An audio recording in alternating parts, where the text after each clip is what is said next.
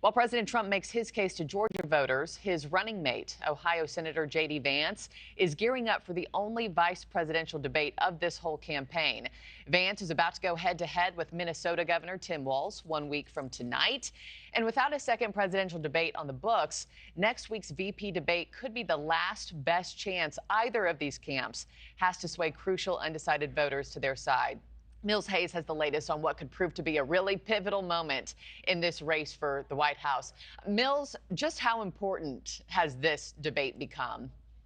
Hey, Markie. Well, if former President Trump and Vice President Harris don't debate again in the next 42 days, this vice presidential debate may be the last time voters see the contrast of the two campaigns on stage at the same time. We're told that Senator J.D. Vance and Minnesota Governor Tim Walz are already deep in debate prep when they're off the campaign trail.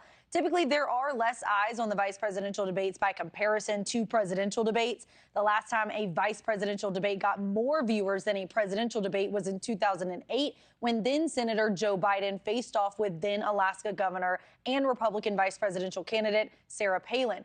But how are Midwesterners Vance and Walz preparing? Well, Representative Tom Emmer, a fellow Minnesotan, will stand in for Minnesota Governor Tim Walz in debate prep for Vance. On the Democratic side, Transportation Secretary Pete Buttigieg is playing the role of Vance and Walz's preparation.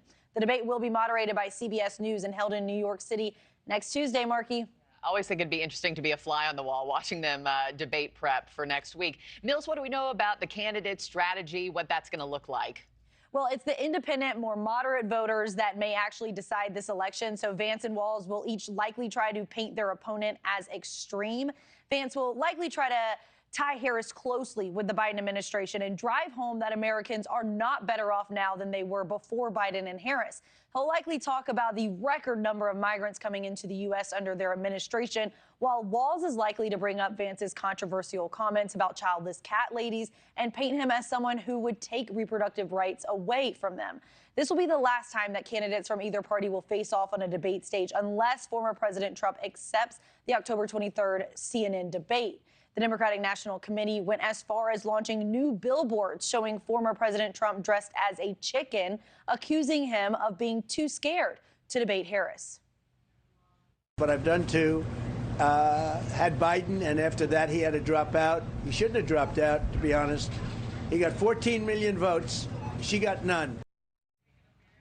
Trump said Saturday that another debate would be too late because voting already started. However, Trump has previously debated Clinton and Biden in October in past elections. Markie? Thanks for watching, everybody. Go to joinnn.com to find NewsNation on your television provider. Also, don't forget to click that red subscribe button below to get more of NewsNation's fact-driven, unbiased coverage.